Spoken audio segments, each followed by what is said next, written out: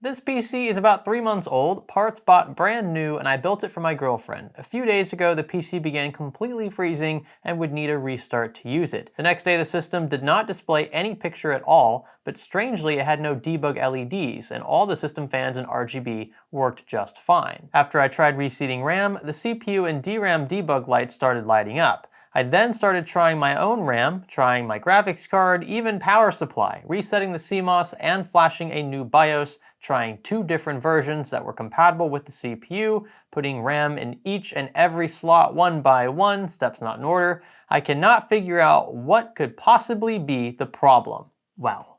This rig has been through a lot. We'll refer to this as the viewer's rig, even though I know it's technically his girlfriend's, but it sounds like he swapped out a ton of stuff, which is good. If you have parts laying around that you can swap with ones you suspect might be dead, that can really help narrow down the issue. He said that watching our Fix or Flop videos really helped him, gain the confidence to do this for her rig, and that's super cool. I mean, that's one of the reasons why I enjoy making these videos, is that I know they can be helpful for the right person in the right circumstance. There are 2 ways a computer can die: slowly or quickly, and this appears to be the case of the former, where we were seeing a few symptoms. The system was occasionally crashing or freezing, needed a hard reset to get going again, and then all of a sudden just decide not to boot up after that. If it's a serious hardware issue, something blows up in your rig, it's just not gonna power on at all, right? It's gonna shut down immediately. You're not gonna see those intermittent blue screens or crashes, but we were seeing that here, and that's kind of concerning because I don't know if there's just one thing wrong with this or multiple. And of course, to make matters worse, I only have secondhand knowledge regarding how the system behaved prior to showing up here today. A few things I do want to say about the system though. As it stands, it looks really clean. This is clearly a white themed build.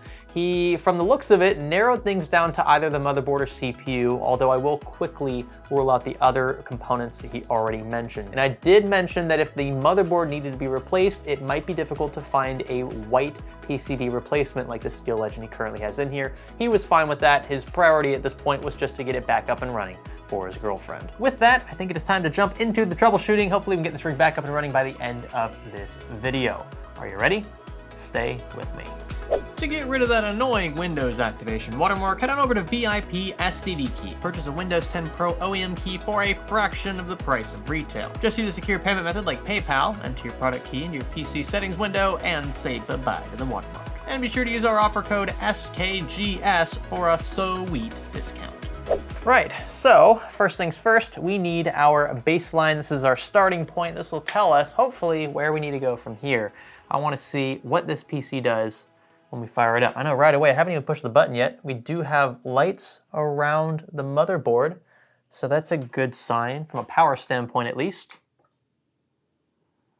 It does power on. Everything sounds okay so far. Ooh, but okay, so we do have 2 different debug LEDs lit, which I've honestly never seen before on a board. So yeah, obviously no post, no picture to our monitor, just a black screen, but I do want to show you these 2 red LEDs. So they typically run in sequence. You'll see one light up and then another and then another, and then that bottom one's usually the boot LED. That'll tell you that the system checks are clean and that the system has supposedly posted. But we have both the CPU and the DRAM LEDs on right now. I've never seen that before, and I feel like this is something we might be able to figure out in this board's manual. Maybe it's trying to tell us something. We'll check there first before we start swapping hardware and manipulating, DRAM slots and things. A few moments later. Right, so the manual was pretty much useless. I should have seen that coming, but I did find something on Reddit. So these Redditors, for the most part, have the same issue we do, and they're saying it has to do with RAM compatibility. The specific kits are not compatible with this particular motherboard for some reason, and swapping kits fixed the issue. That sounds awfully odd, since by default, most of these kits will just stick to 2133, whatever the base frequency is for DDR4, out of the box. You can enable DOCP or XMP after the fact, but I don't see why this would prevent the system from posting. And it seems like if that is the issue, simply clearing the CMOS would get around it. I'd be pretty surprised if clearing the CMOS fixed all of our problems, and from the looks of it, this viewer already tried that. I'll show you how to do it though. here in this video, and then we're going to move on to the DIMMs themselves. We'll swap to a different kit entirely, and we'll try a single stick, a known working DIMM, in every single slot. Maybe we're dealing with a dead memory channel or something along those lines. This is an Intel platform, by the way, not an AMD one, in case you're wondering. For starters, you'll want to locate the 2 pins on your motherboard labeled something along the lines of clear CMOS, or in this case CLR MOS. Jump these for about 20 seconds with something conductive like a screwdriver. If you can't find them, maybe they're behind your graphics card, you can move on to this battery, take the battery out with the system powered off, leave it out for a few minutes, and this should effectively kill power to the volatile memory chip holding your system clock information. It will reset your BIOS settings. Anything in there that's preventing your system from posting should be wiped clean as if the system was brand new. Now let's fire the rig up again, but nope, as we suspected, the rig is still behaving the exact same way, and the 2 upper debug lights are still illuminated. Now I don't often do this next part, but because I'm curious, again, this is a symptom I've frankly never seen before, I'm going to remove both DIMMs. I want to see what the system does when no RAM is installed. Well, would you look at there? The 2 lights are still on, which tells me that it's probably not a DRAM issue. The reason why I'm thinking that is because the CPU is one of the first things that the motherboard checks before a full post. And if this is happening literally within a split second of powering the rig on, it hasn't even gotten to the point of checking DRAM yet, because it's being stumped by something that comes before that. Typically the CPU is checked first. It's the most vital organ in the PC body. So I think we've got a CPU problem. That would be my guess here. This doesn't look like a power supply issue. Everything seems to be getting power just fine. It doesn't look like a graphics card issue either, because again, we're getting symptoms that come before the VGA check in the post process. So let's see what we've got going on under here. And yes, I know this is conventionally out of order. Typically you'd want to rule out the easier things first, but this smells like a CPU issue. And if it's not CPU related, it's probably motherboard related. I don't want to spend any more time ruling out things that I don't feel are involved in this equation. So this is an i5-13400F. Okay, all right. And now if this is a B660 motherboard, it is possible we have a BIOS incompatibility, and maybe that's what this board's trying to tell us. Although it does sound like the viewer flashed 2 different BIOSes, if I recall correctly, and both of them he said were compatible with this board and with this chip, of course. But that's something we're definitely gonna have to follow up on if we see no physical signs of damage in the socket or underneath the CPU. The socket, as far as I can see, looks totally fine. And same goes for the CPU. Everything looks great. The pads are not being blocked by anything. Yeah, so far, so good. Now this board does have a BIOS flashback function. So in theory, we could update this BIOS without even installing a CPU. However, for the sake of, I don't know, just at this point, sheer entertainment, sheer curiosity, I want to see if I can get this rig to turn on with one of my own 12th gen CPUs. If it is a BIOS problem, and this is a B660 board, which I think it is, even though I haven't actually seen, yeah, it is, it's a B660 Steel Legend. That should work natively with 12th gen. So I'll pop one in there. Screw it, why not? So I've got a 12500 here, which would be perfect for this little experiment. I am not going to reinstall the CPU cooler. I just want to see if we can replicate that double debug LED thing we were seeing earlier. His original RAM, by the way, is back in the system just to minimize variables. Let's see what happens.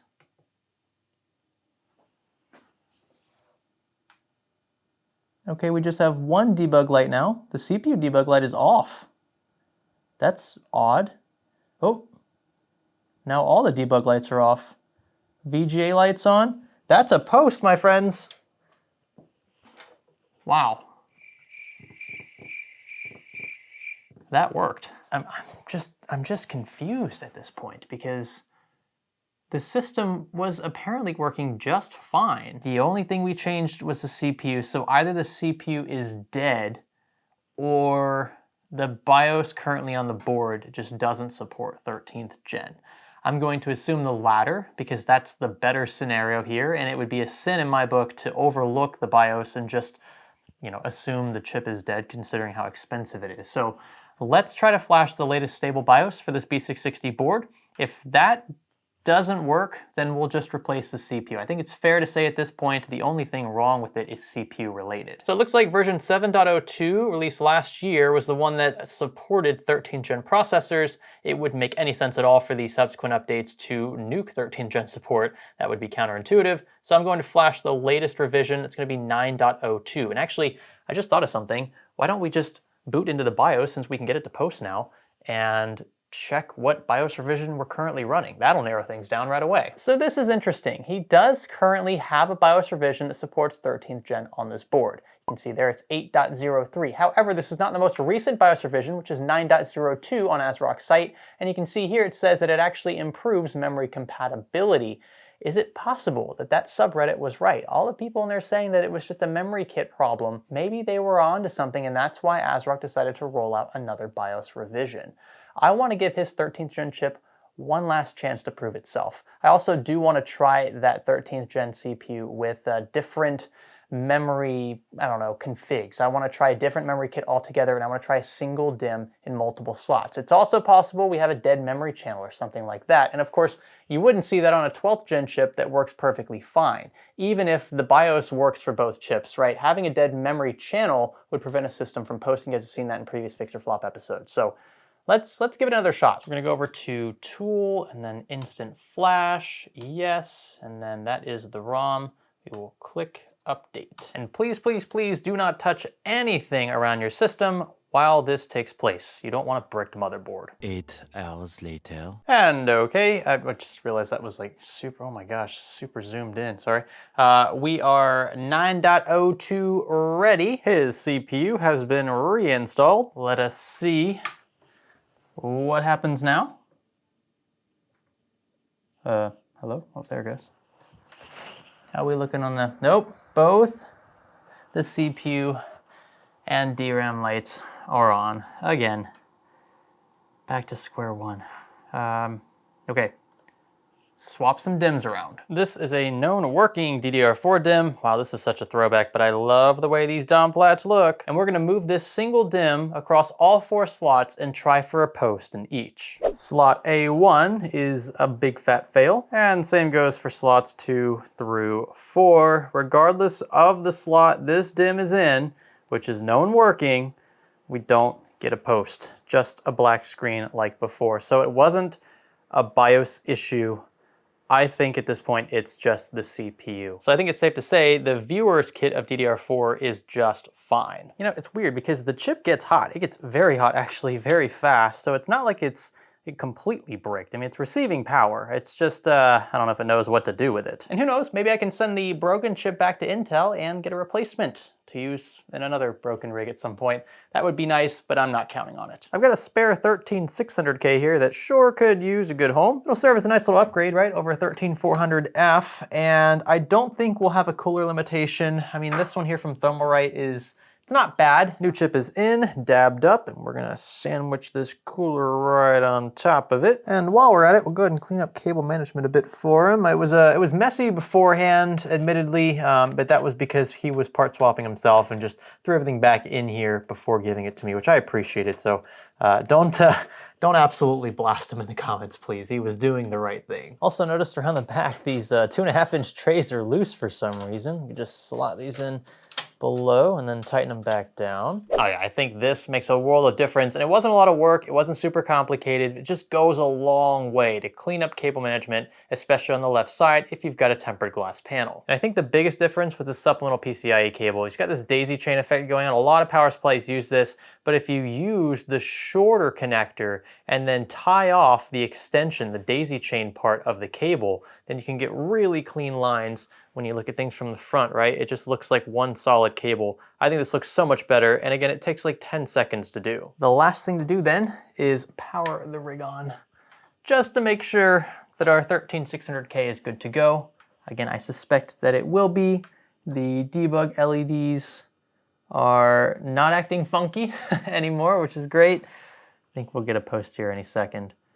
That's really great news. I mean, honestly, the fact that we only had to replace the CPU, despite it being just a very odd set of circumstances for the system just to randomly freeze one day. Kept having to reset it to get it to work, and then that was only for a finite amount of time, and then the next day it just completely refuses to post. That doesn't sound off the top of your head, right? Like a CPU issue. It's not the first thing I'd hone in on, but that ended up fixing it. I have no idea what is wrong with this 13400F. It's definitely not just a dead memory channel. Maybe it's 2 dead channels. I don't really know. I know the motherboard was definitely freaking out though, and I think the safe bet is just to replace the chip outright with one that we know works. Get a small upgrade as well, and we'll send him on his way with, thankfully, a working rig again. I'm also really glad we didn't have to replace this motherboard. Again, there aren't many white B660 boards on the market. This might be one of the only ones, and I was gonna have to order an exact replacement, which would have taken a few days. So the fact that the CPU isn't really playing into the aesthetics of this rig really does help us out. Build better and smarter with the Corsair iQ Link ecosystem, a leap forward in PC building aimed at reducing cable clutter and maximizing hardware compatibility. Run a single controller with the iQ System Hub and manage all of your RGB devices through revamped software. The hub fits almost anywhere in your case and allows for up to 7 connected devices in a single cable design spanning across fans, coolers, power supplies, cases, and more from Corsair. Click the link below to learn more.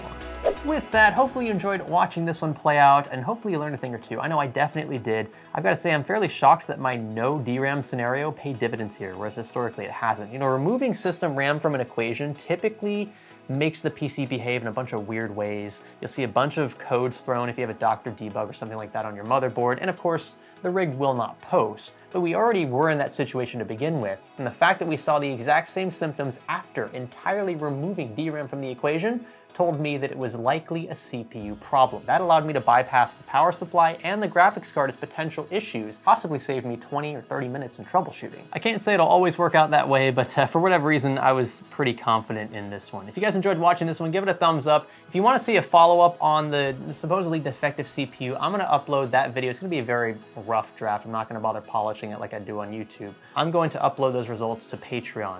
So if you want to see if the 13400F, for example, works in a different B660 motherboard or a Z690 or Z790 motherboard, I will upload that to Patreon within the next few days. If you want to support us there, I think as little as $3 gets you access to pretty much everything. That support is appreciated. Otherwise, again, leave your feedback in the comment section below. Give this one a thumbs up if you thought it was cool. If you want to join our public Discord server, you can do so via the link below. Consider subscribing if you haven't already, and I will catch you in the next one. My name is Greg. Thanks for learning with me.